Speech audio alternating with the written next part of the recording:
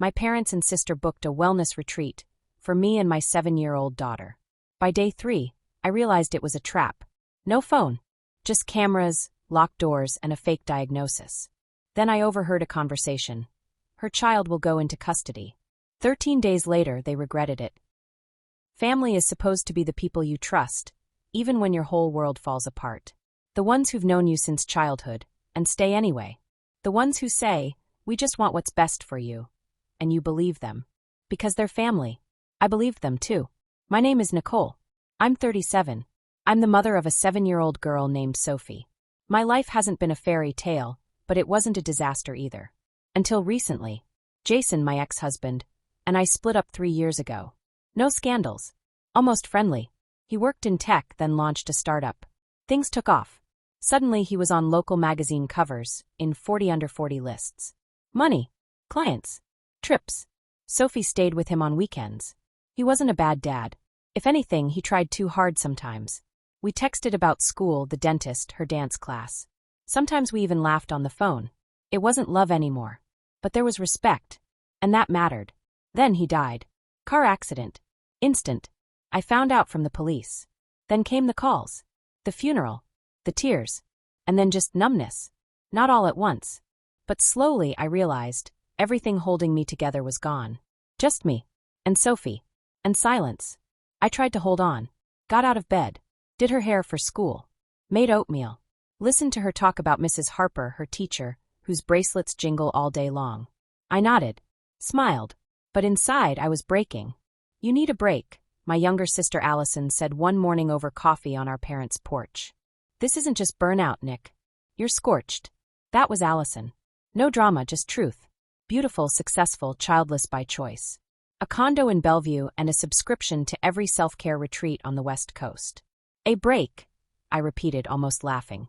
"And who's going to drive Sophie to dance? Explain why her dad doesn't call anymore."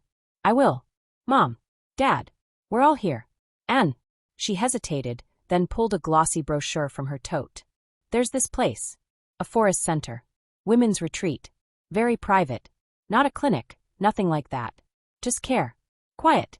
Solitude. Allison, you don't have to decide now. Just think about it. You can bring Sophie. It's allowed. Just the two of you. Nature. No pressure. They have therapists, art sessions, hiking trails. Like a spa. But for your mind. And it's all legal." We checked. She wasn't pushing. Not exactly. More like a sister who was tired of watching me fade into a shadow. Then Mom and Dad joined in. "Honey, we're worried," Mom said, squeezing my hands. "We see how hard this is for you. It's just for a couple of weeks. Sophie can be with you. It's recovery. We'll help with everything," Dad added, not quite meeting my eyes. And I said yes. Too tired to fight. Too broken to argue. The place was called Pinehore. Deep in the Washington woods near Olympic Park. 2 hours from Seattle. One main lodge. A handful of private cabins. Wooden walkways. Pine needles. Wind in the trees. A woman named Kate met us at the entrance. She was the administrator. Her smile looked printed on. "Welcome, Nicole. We've prepared everything. Sophie will be in the room next to yours. You'll have everything you need in your cabin." She took our bags and led us across a lawn. "No pressure here," she said. "Join the activities if you'd like. Or just rest. But I believe you'll feel the change. Most mothers do." I nodded like I was on a tour. Sophie clutched my hand, looking around curiously. "Mom, is this like camp?" "Kind of. For grown-ups. Can we make food over a fire?" "There's no fire here, sweetheart." "Then maybe just marshmallows?" I smiled. She was here. That's what mattered. The first day was strange. We settled into the cabin. Bright. Clean. A window view of the forest. The fridge had fruit, yogurt, green bottles of juice. A little notebook on the nightstand read, "My feelings today." Sophie watched cartoons on her tablet while I went to the orientation meeting. 3 other women were there, all with tired eyes. Kate led the session. "Everything you share here stays here," she said. "No labels. No diagnoses. This is a space for restoration, not judgment." She gave us a tour. Meditation hut. Silence trail. Aromatherapy room. It sounded like brochure fluff. But honestly, it looked cozy. "We ask guests to put away their phones during this time," Kate added. "It's not a rule, just an invitation. If you need it, you can request access. But we encourage a few days of full disconnection." I handed over my phone. So did the others. Mom, can I keep mine? Sophie held up her tablet. For you? Of course. The next 2 days were almost peaceful. I joined the morning walks. Sophie painted on the porch. We drank ginger tea, watched squirrels on the railing. I signed up for an art therapy session where we painted emotions in watercolor. Mine turned out completely gray. We slept in separate rooms, but hugged every night. Laughed sometimes. And for the first time in months, I slept without dreams. Without panic. On the 3rd evening, I came out to the porch and found Sophie with a new friend. A plush bear Mandy, one of the counselors, had given her. He's going to protect us, Sophie whispered. From the sad. I laughed. That night, I lay awake staring at the ceiling and thought, maybe Allison was right. Maybe this really was what I needed. Not pills. Not endless talking. Just being. Away from deadlines. Calendars. Chores. Even away from grief. I didn't know yet that in 2 days, everything would change. That papers had already been signed. That this wasn't recovery. It was the beginning of my disappearance. For now, I felt safe. And that was the scariest part. Sometimes pain doesn't leave. It just takes a step back, gives you a little space. A false sense of relief. Like the silence before a storm, when you're still laughing, unaware that in a moment, you won't even be able to breathe. The morning of the 4th day felt like that. I woke up to sunlight sliding across my pillow like a warm hand. Sophie was in the next room. Her door was ajar, and I could hear her shifting, yawning. Birds chirped somewhere outside. The air smelled like pine needles and something baked. Bread? Cookies. I lay there, not moving. Just letting myself exist. No thoughts. No duties. No guilt. For the first time in months, I didn't wake up with a fist in my chest, didn't automatically reach for a to-do list. My phone was still with the staff. And strangely, I liked it. By the time I made it down for breakfast, Sophie was already running down the path with other kids. Her hair was braided. Clearly one of the staff had helped. Her cheeks were pink. She waved at me. Mom, we're going on a pinecone hunt. And we're gonna make hedgehogs out of clay. Sounds amazing. I called back. Just don't lose your jacket. Kate stood by the drink table, pouring tea from a glass carafe. Ginger with rosemary, or mint with honey? Any chance there's just coffee? I tried to joke. She laughed. Only in emergencies. This stuff wakes you up just fine. We chatted about the weather and upcoming art sessions. She suggested I join a group circle about stages of loss. I almost declined. But then I thought, what if it actually helps? And surprisingly it did. There were 6 of us sitting in a circle. Different stories. One woman had lost her husband. Another her sister. Some had lost themselves. I barely spoke at first. Just listened. Then somehow I said, sometimes I feel like a glass jar filled with water and put in the freezer. From the outside I look fine. But inside I've cracked. And when it thaws I'll shatter. Silence followed. Then someone nodded. Someone cried. We didn't hug, that wasn't the practice, but I felt it. They heard me. After the session, I walked the trail of silence. A quiet path through the woods. Each step felt like an exhale. At one point I took a wrong turn, lost the signs. Suddenly, I was facing a chain-link fence. A fence? It was mostly hidden by bushes, but I saw a chain hanging on the gate. And a weathered sign, private property. No entry. I frowned. Were the retreat's boundaries really this strict? Or was it just protection from wildlife? I turned to go, and heard footsteps. Kate. Oh, you wandered far, she said with a laugh. They're doing forestry work here, so it's temporarily off limits. Just safety protocols. Come on, I'll walk you back. Her smile was intact. Her voice warm. But something inside me pricked. Not fear exactly. Just a quiet feeling, like I'd glimpsed something I wasn't supposed to. That evening, I read Sophie a bedtime story about a dragon who was afraid of water. She laughed, curled on my bed, legs tucked under her. Mom, guess what Miss Mandy said? In a couple of days we're having separation day. Kids and adults do stuff apart. I don't want that. Separate?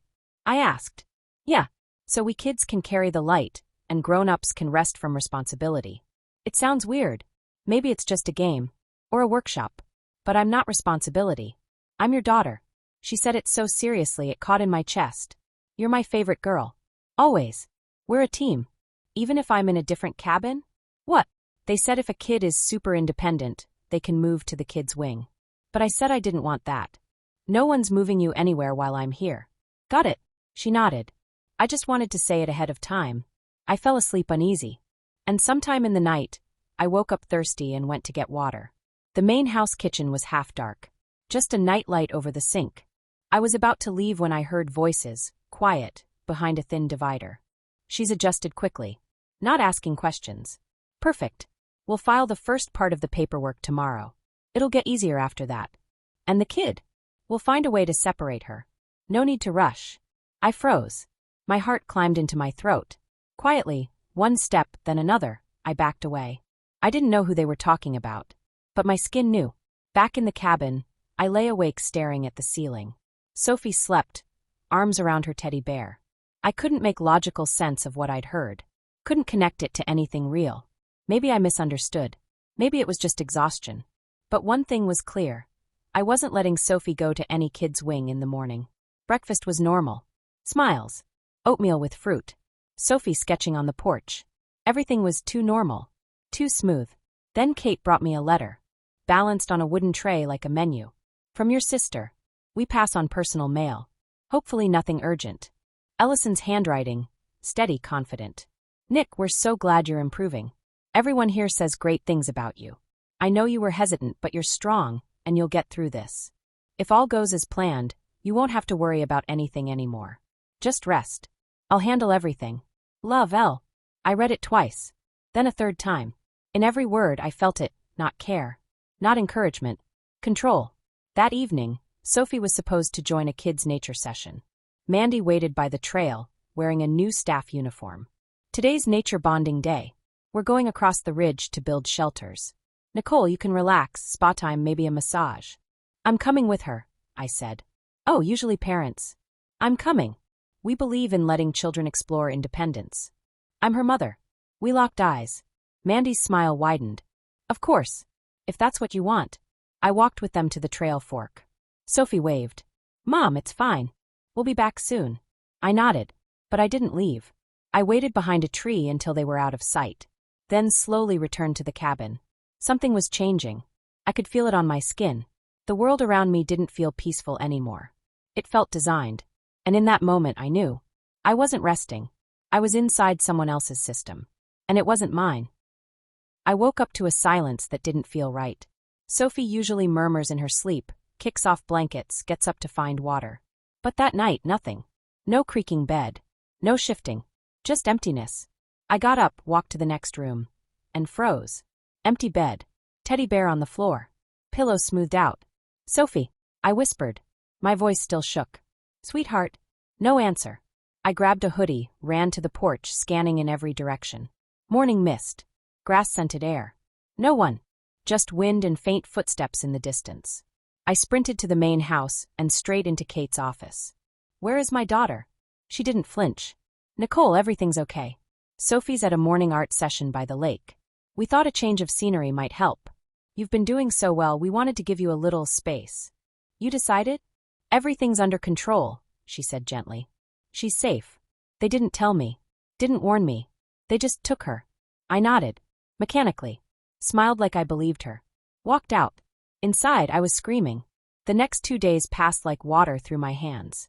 I only saw Sophie during the communal evening circle, candlelight, everyone sitting on cushions. She sat between two staffers. Waved. Smiled. But there were shadows under her eyes.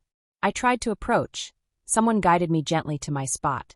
You'll be able to talk after the circle, one woman whispered. This part is for silence. But afterward she vanished again. My phone still hadn't been returned. It's in the safe as you asked, they'd say. We'll bring it if needed. But you mentioned wanting full disconnection, remember? No, I didn't. They said that. I just nodded. At night, I started hearing the click. My cabin door was being locked from the outside. I tested it. No movement. During the day, it opened fine. At night, I was locked in.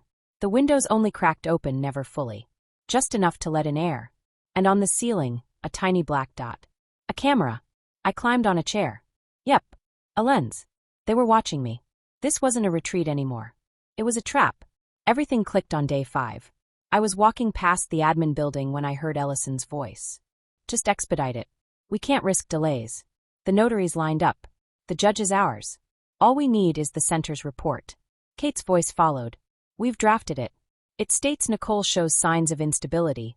depressive episodes, paranoid thinking, obsessive behavior. All within criteria. We'll back you. Good. We just need her calm until Tuesday. After that, it's done. I froze. My heart slammed into my ribs. Tuesday. A deadline. They were trying to have me declared unfit. It wasn't speculation. It was a plan. Day 6, Ellison came to visit. Smiling. Hugged me too tightly. Nick, you look fresh. She sat across from me, fixing her collar. Better. Thanks for coming. I sounded calm. Casual. Like I trusted her. On my wrist, my usual plastic watch. Sophie's gift. Cheap, but with a hidden feature, one button. Recording. I pressed it. The conversation ran 20 minutes. Weather. Chamomile. Sophie's progress. I smiled. Nodded. Played along. Then she stood. I'll go chat with Kate, just a quick thing about your program. Okay. Of course, I said. And followed. I stayed in the shadows outside. Pretended to admire the trees. The watch was recording. She's ready, Ellison said. Consent will be backdated. The therapist's on board. As long as she doesn't see a lawyer before Wednesday, we're fine. We'll get the decision quickly, Kate replied. Child goes into temporary custody. It's standard procedure. Perfect. I've got everything on a flash drive. I barely breathed. Sophie. Custody. It was already done. I went back to my cabin, closed the door, and broke down. They were going to take my daughter. Legally. With papers. With stamps. I wanted to scream, but I couldn't. So I sat down, picked up the center's journaling notebook, my feelings today. Today, fury. Fear. Resolve. I won't break. I wiped my face, grabbed paper. A pen. Sophie, I'm coming back. Mom's here. Don't be afraid. Just wait. We'll run. I promise. I folded it into the teddy Mandy had given her. Sewed it into the paw. By day 8, I was someone else. In workshops, I smiled. Nodded. Yes, I feel better.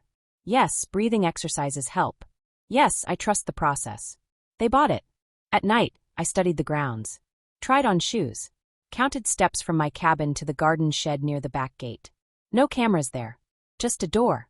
And beyond it, the forest. 2 hours through the woods. Then a road. That's what they'd said during check-in. I planned my escape. On day 10, I spotted Sophie during a brief walk. Mandy held her hand. I approached. Mom! She ran to me. I hugged her tight and whispered. Remember, I'm close. It's okay. We're leaving soon. She nodded. Her eyes understood. Day 12. I woke at 4 a.m. Sat up. Raised my wrist. The watch was still there. I pressed the button. My name is Nicole. I'm at Pinehore Retreat. I'm being held against my will. They're trying to declare me unfit to take custody of my daughter. Everything I'm saying is true. I have evidence. Silence. This was the last message. If they caught me, someone had to hear it. Day 13. I skipped breakfast. Packed a small backpack. Some food.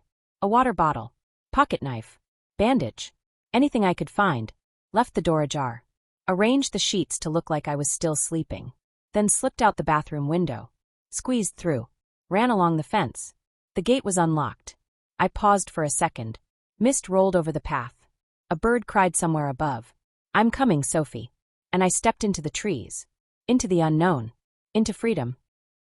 I walked fast, almost ran. My heart thudded in my throat, but I didn't look back. Just forward. Through the trees, over dewy grass, brushing past blackberry brambles that clawed at my pants. Mist lay low on the ground, a silver veil hiding everything but the path ahead. I didn't know exactly where I was going, only where I was running from. From the place where they took my daughter. Where they locked me in at night. Where they smiled into my face while signing papers to strip me of everything. The first hour I followed the path I remembered from orientation day. Then the path disappeared, just trees, roots like snakes underfoot. I tripped twice, once falling to my knees and scraping my palm, but I didn't stop. My backpack bounced on my spine, shoulders ached, throat dry. I took a few sips of water. Just enough. In the second hour, I heard a sound, soft at first, growing louder. A car? I froze. No, not a car. Water. A river. I moved toward it. Found a stream. Not wide, but fast. Knee-deep, slippery rocks. I crossed, hugging my backpack to my chest like a tightrope walker. My boots filled with water. But I made it. By hour 3, I collapsed onto a fallen log. No strength left. My legs hummed with pain. Mud caked under my nails. An elbow scraped raw. I bit my lip to stop the tears. Not now. Not here. I pulled out my watch. Pressed the button. My voice shook. My name is Nicole. I escaped from the center where I was being held. I have evidence. If you're hearing this, I'm still alive. Then I walked on. When I saw the break in the trees, my heart skipped. Asphalt. A road. I stood there, staring in disbelief. A narrow, winding road like a thread back to life. It took maybe 10 minutes before a car appeared. Old. Dented bumper. A sticker on the windshield. Rescue animals don't shop. I stepped into the middle of the road, raised my hand. The car slowed. Stopped. Behind the wheel, a woman around 50, gray streaks in her hair, tired eyes. Oh my God! She rolled down the window. Are you okay? I nodded and swayed. She jumped out, caught me by the arms. Get in. Come on. I'll take you to the station. Are you hurt? No. Just tired. You ran. I looked at her. Yes. She nodded. Okay. Then we're not going back there. Hold on. She handed me a thermos. Hot tea. I sipped and burst into tears.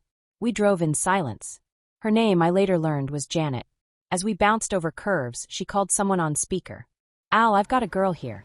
Says she ran from a retreat. Says they held her, and the kid's in danger. Yeah, bringing her to the station. Now.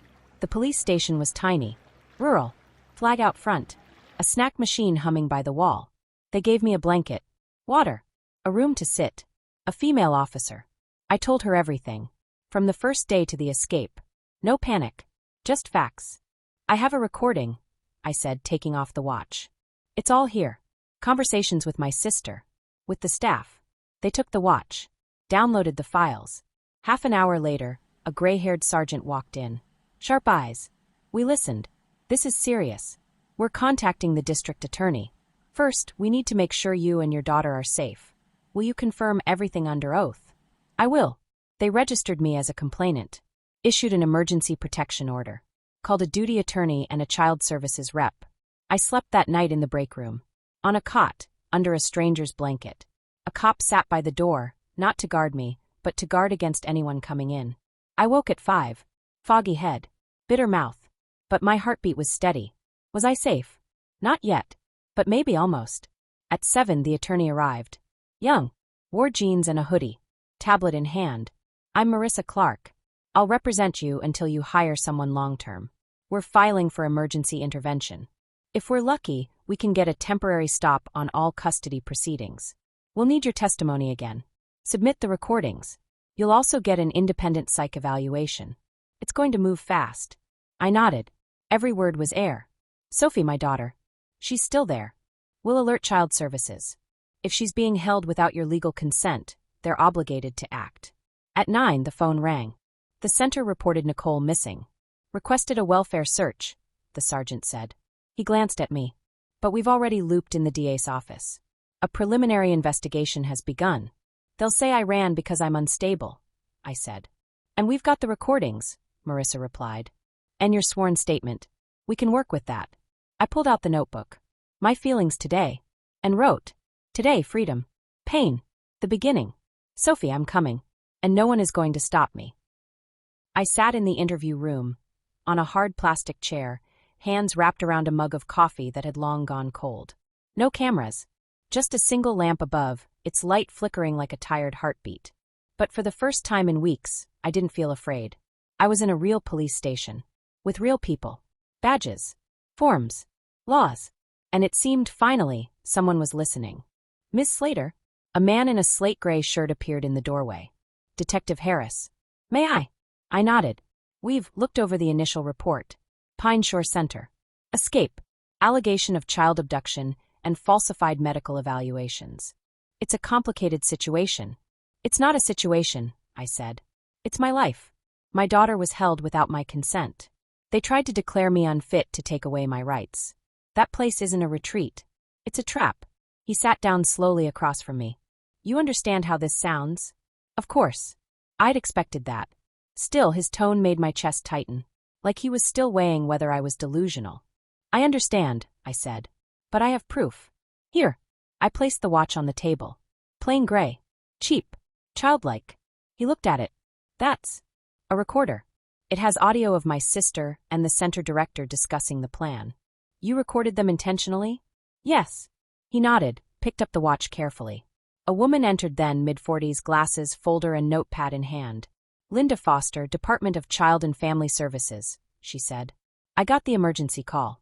You're claiming your daughter was held at the center without your consent. Yes. And I didn't see her for days. They wouldn't tell me where she was. At night, they locked me in from the outside. Cameras in the bedroom. No phone. I was completely isolated. Do you know where your daughter is now? I shook my head. My chest squeezed tight. No. I hope she's with Child Services. Or somewhere safe. But the last time I saw her was on a walk. Day 10 of my stay. And you escaped on day 13, correct? I nodded. Linda jotted notes down quickly. We'll have to place Sophie under temporary protective custody, she said gently. Until we can investigate fully. And, I'm sorry, I must say this, until your mental state is confirmed by an independent assessment. I flinched. So, until I prove I'm not crazy, I don't get to see my daughter? Her voice was calm, but firm. I know how it sounds. But right now we have only your word. We need an impartial evaluation. The door opened again. Nicole, a man in a tailored suit and a neatly trimmed beard, stepped in. Thomas Wrigley. I'm your attorney. Lambert sent me, he said, and I quote, She's sharp, get her out. So let's get started. He slid into the chair beside me, laying out a file. You have a recording? Perfect. And, he glanced at Linda. We consent to an emergency psychiatric evaluation. But it must be independent. We'll file the motion ourselves. An hour later, they took me to a clinic in town. Clean, quiet. No guards. Just a doctor's office. The psychiatrist was a woman around 40, curly hair, kind but sharp eyes. Nicole, can you tell me how you ended up at the center? So I told her. Everything. About Allison. The restorative trip. How perfect it looked, until reality started to fracture. She didn't interrupt. Occasionally asked questions, but never doubted me. No sideways glances. No pitying hms. Do you feel like someone is watching you right now? She asked near the end. I smiled, tired. For the first time in a long time? No. She nodded. You're coherent. No signs of delusion. You do have PTSD symptoms, but that's expected. Nicole, you're of sound mind. And you're remarkably strong. The next morning, Thomas returned. I've got news, he said. First, the psych eval is in. You're cleared. Completely competent. Second, we reviewed your recording. He placed a printout in front of me. Your sister is caught on tape discussing falsifying documents with the center's director. They name the judge. And there's a clear instruction to keep you away from legal counsel until Wednesday. That's damning. I sat in silence. The words echoed in my head. He continued. We've filed a motion, temporary restraining order against Allison. The judge is reviewing it within 24 hours. We also submitted a petition to suspend the center's license and initiate a criminal probe for coercion and unlawful detention. And Sophie? She's in a temporary foster shelter under CPS supervision. No formal interview yet, just a brief wellness chat. She told them, quote, Mom tried to save me. That's all she said. Can I see her? He nodded. I arranged a visit. Observation room, CPS supervisor present. But yes, you'll be allowed to speak with her. They brought me to a small, gray-walled room. A table. 2 chairs. Through a door I heard footsteps. Then she entered. Small. Tired. But the second she saw me, her face lit up. Mom! She ran to me. I caught her, held her tight as tears poured down. Mommy's here, I whispered, burying my face in her hair. It's okay. I'm back. I knew it, she whispered. I waited. I found your note. Under the paw. I held her tighter. We're never going to be apart again. I promise. A month had passed. I'd gone through the psychiatric evaluation, sat through what felt like endless interviews with detectives, social workers, and investigators. And Sophie was back with me. And now it was the day of the hearing. The courtroom was cool despite the warmth outside. I sat at the front beside Thomas, my attorney. My hands rested on my lap, but Sophie's small fingers were wrapped around mine, firm and steady. Like the night I came back for her. She wore her favorite light blue dress. She said she wanted to look brave. I didn't argue. Because she was brave. When they brought Allison in, handcuffed, something icy passed through my spine. It wasn't fear. It was clarity. She was still my sister. The one I grew up with. Birthday parties. Blanket forts. Whispers in the dark. And yet, she tried to steal my daughter. My life. The judge read the charges in a voice that was calm, almost clinical. conspiracy, medical fraud, attempted involuntary psychiatric commitment, custodial interference, identity theft, illegal access to private health and financial records. It sounded like the plot of a crime show. But it was my life. Allison never looked at me. Not during the trial. Not during the investigation. She tried to claim it was all out of concern. That I was depressed. That I didn't know what I wanted. But my cheap little gray watch knew better. It had heard everything. The court listened to the audio recording I'd made before escaping. They heard her on the veranda. They heard me alone in the dark, leaving a message in case I didn't make it. Even the prosecutor seemed rattled when my voice echoed in the courtroom. My name is Nicole Slater. I'm being held at Pinehore Center. Then they brought in Kate. Gone was the flawless makeup, the rehearsed smile. She wore a simple shirt and looked hollowed out. Her lawyer asked for leniency, said she hadn't known the full story, had just followed orders. But the audio told another truth. Her voice firm and smooth. We'll cover you. It's all in protocol. My parents sat quietly on the bench. I never pushed for charges against them. But the prosecution deemed their silence and cooperation as complicity. The emails between them and Allison painted the picture clearly. They knew. They condoned it. For the sake of the child, they had said. When the judge began the sentencing, the room felt like it stopped breathing. Allison Lawrence, 4 years of incarceration, with eligibility for parole after 2.5. Termination of parental rights. 10-year prohibition from seeking guardianship. I closed my eyes. Not in victory. In exhaustion. Kate Morris, 2 years incarceration. $100,000 fine. Permanent revocation of medical license. Thomas and Linda Lawrence, 12 months suspended sentence. Community service. Barred from contact with their granddaughter and prohibited from influencing her upbringing. My parents didn't cry. But I saw my father's head drop, my mother's gaze fixed on nothing. Pinehore Center had its license revoked. Shut down completely. A few employees filed lawsuits. Some claimed they'd been kept in the dark. Others knew too much. Sophie and I went home. At first, the silence in the house was too loud. I kept expecting a knock, a summons, a new accusation. I found myself staring through windows, waiting for something. Nothing came. I started seeing a therapist. Not because I was unstable, but because I wanted to heal. Honestly. Without judgment. Without worksheets titled, "How do I feel today?" Just real healing. Sophie went back to school. It took time. She still woke in the night sometimes, eyes searching for me in the dark. I'd just take her hand. Stay with her. Every time. One evening on the porch, she asked, "Mom, were you ever scared?" Her voice was quiet. Her eyes serious. "Yes," I said. "I was scared I'd lose you. I was scared I couldn't make it. But you know what I did?" She shook her head. I kept going. Even when it was terrifying. Even when it felt like there was no way out. I just kept going. Because you were there. She nodded. Then wrapped her arms around me. Tight. Sometimes on the most normal days, buying groceries, baking cookies, I find myself choking up. Not from grief. From relief. Because we survived. Because we're together. Because nothing could break what we have. The day I received the official documents, full restoration of my rights, confirmation of guardianship, financial restitution, I looked at the signatures, the seals. I thought, this is the end. But Sophie said, "It's the beginning, Mom." And she was right. Justice isn't about revenge. It isn't about watching your abusers cry. It's about getting your life back. About standing tall in the mirror and saying, "I made it. We won." Thank you for staying with me until the very end. If Hannah and Sophie's story moved you, if you believe that even in the darkest moments there's a way out, please like, subscribe, and share this story. Your support is the spark that helps light the way for others. And now, I'd love to hear from you. Have you ever faced a betrayal that changed everything? Tell your story in the comments below. Sometimes words can save more than you think.